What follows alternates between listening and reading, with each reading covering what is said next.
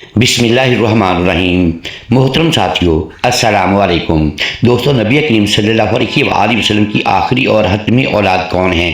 اور یہ دنیا کے کس خطے میں آباد ہیں؟ نبی کریم صلی اللہ علیہ وآلہ وسلم کی نسل کا سلسلہ اللہ تعالیٰ کی خاص مشیت اور حکمت کے تحت حضرت فاطمہ الزہرا رضی اللہ تعالیٰ عنہا کے ذریعے جاری ہوا۔ حالانکہ ظاہری طور پر آپ صلی اللہ علیہ وآلہ وسلم کے تمام صاحبزادے کم عمری میں وفات پا گئے تھے، اور اسی بنیاد پر مکہ کے مشرکین تانا دیا کرتے تھے کہ نعوذ باللہ آپ صلی اللہ علیہ وآلہ وسلم ابتر ہیں،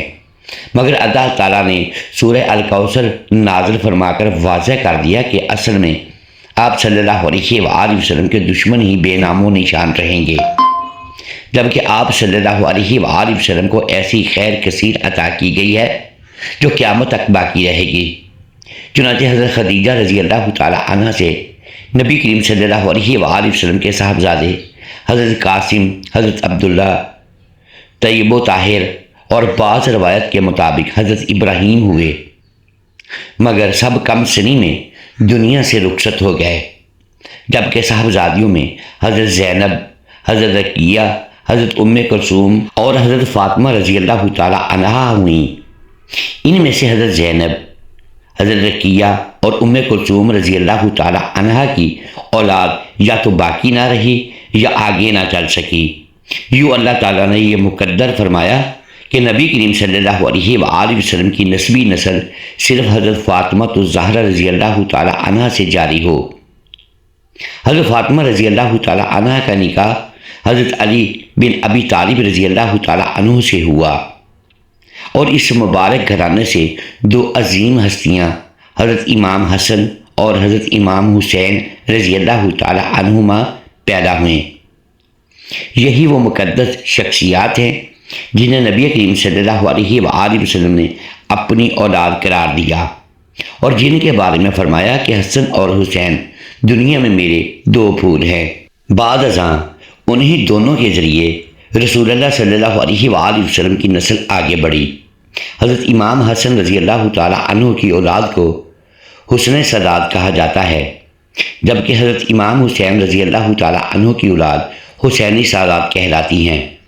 خصوصاً واقعہ کربلا کے بعد حضرت امام حسین رضی اللہ تعالیٰ عنہ کے فرزند حضرت امام زین العابدین رضی اللہ تعالیٰ عنہ کے ذریعے حسینی نسل نے ایک وسیع دائرہ اختیار کیا اور دنیا کے مختلف خطوں میں پھیل گئی۔ یہ بات تاریخی اور دینی طور پر واضح ہے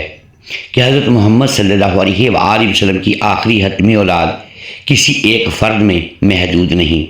بلکہ آج بھی دنیا بھر میں ہزاروں نہیں بلکہ لاکھوں افراد ان کی نسل سے تعلق رکھتے ہیں، جنہیں مجموعی طور پر سادات یا اہل بیت علیہ السلام کی اولاد کہا جاتا ہے۔ نبی کریم صلی اللہ علیہ وآلہ وسلم کی اولاد آج کسی ایک ملک یا خاندان تک محدود نہیں بلکہ درج ذیل خطوں میں پھیلی ہوئی ہے۔ سعودی عرب، عراق، یمن، اردن، ایران، برصغیر، پاکستان، بھارت، بنگلہ دیش، شام و ترکی، شمالی و مشرقی افریقہ، انڈونیشیا اور ملائیشیا۔ کوئی ایک زندہ شخص ایسا نہیں جسے یہ کہا جا سکے کہ وہ نبی صلی اللہ علیہ وآلہ وسلم کی آخری یا واحد حتمی اولاد ہے۔ برصغیر میں سادات کرام یعنی نبی کریم صلی اللہ علیہ وآلہ وسلم کی نسلی اولاد کی آمد کوئی ایک دن یا ایک قافلے کا واقعہ نہیں، بلکہ یہ صدیوں پر محیط ایک مسلسل تاریخی عمل ہے جو تجارت، دعوت دین، ہجرت، سیاسی حالات اور تصوف کے ذریعے مکمل ہوا۔ نبی کریم صلی اللہ علیہ وآلہ وسلم کی تمام نسلی اولاد آپ کی صاحبزادی حضرت فاطمہ رضی اللہ تعالیٰ عنہ کے ذریعے چلی، جو حضرت علی رضی اللہ تعالیٰ عنہ کے نکاح میں تھیں، اور ان سے آپ کے دو نواسے حضرت امام حسن رضی اللہ تعالیٰ عنہ اور حضرت امام حسین رضی اللہ تعالیٰ عنہ ہوئے۔ واقعہ کربلا کے بعد حضرت امام حسین رضی اللہ تعالیٰ عنہ کی نسل کا تسلسل حضرت امام زین العابدین رحمۃ اللہ علیہ سے جاری رہا، اور انہی کی اولاد مختلف ادوار میں عرب، ایران اور وسطی ایشیا سے ہوتی ہوئی برصغیر تک پہنچی۔ انہی کو حضرت علی رضی اللہ تعالیٰ عنہ کی فاطمی اولاد کہا جاتا ہے۔ یعنی حضرت علی کی وہ اولاد جو سیدہ فاطمہ سلام اللہ سے تولد ہوئی تھی فاطمی اولاد کہلاتی ہے۔ علوی اور غیر فاطمی سادات میں بنیادی فرق نسب کے راستے کا ہے۔ علوی سادات وہ ہیں جن کا تعلق براہ راست حضرت علی بن ابی طالب اور نبی اکرم صلی اللہ علیہ وآلہ وسلم کی صاحبزادی حضرت فاطمہ الزہرا رضی اللہ تعالی عنہا سے ہو، یعنی یہ سادات امام حسن رضی اللہ تعالی عنہ یا امام حسین رضی اللہ تعالی عنہ کی اولاد میں سے ہوتے ہیں اور اسی لیے انہیں فاطمی بھی کہا جاتا ہے۔ اس کے برعکس غیر فاطمی سادات وہ ہیں جو نسباً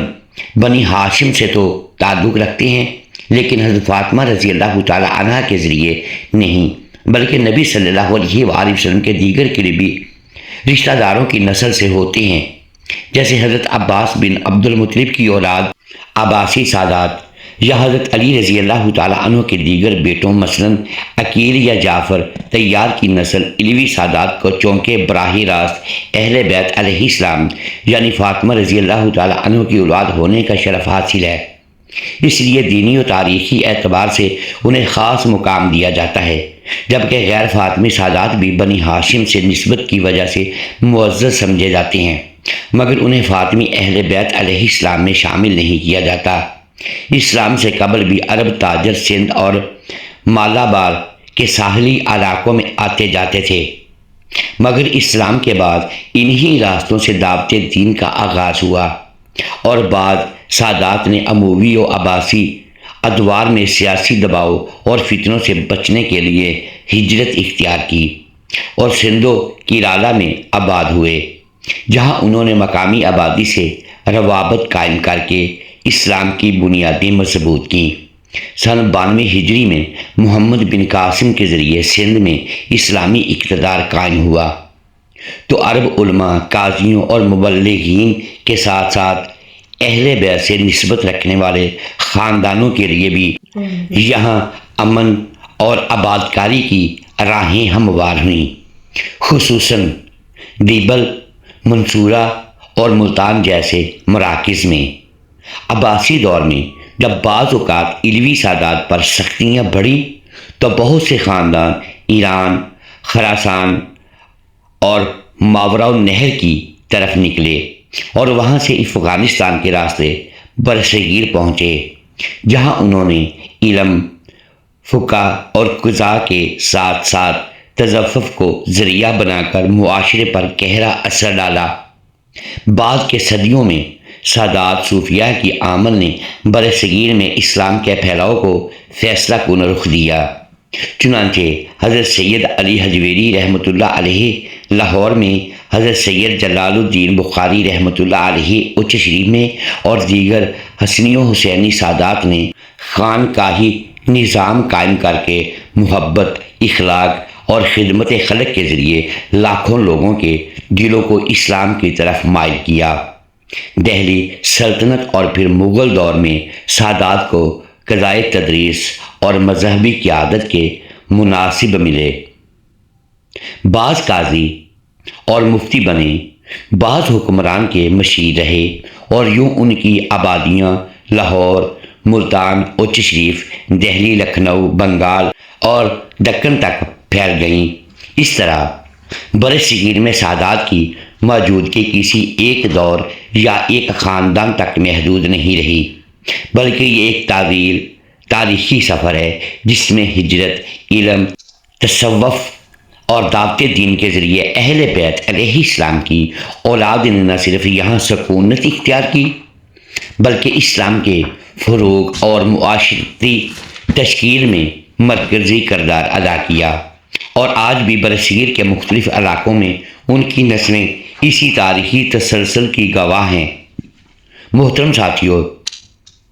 آج کے دور میں نبی کریم صلی اللہ علیہ وآلہ وسلم کی اولاد دنیا بھر میں پھیلی ہوئی ہے، لیکن اگر کوئی شخص یہ کہے کہ وہی نبی صلی اللہ علیہ وآلہ وسلم کی حتمی اور آخری اولاد ہے تو اس پر مکمل اور متواتر شجرہ نسب پر ہی کوئی حتمی رائے قائم کی جانی چاہیے۔ محترم ناظرین، آخر میں پیارے آقا صلی اللہ علیہ وآلہ وسلم کی ذات اقدس پر ایک بار درود پاک کا نذرانہ ضرور پیش کیجیے گا۔ شکریہ، اللہ حافظ۔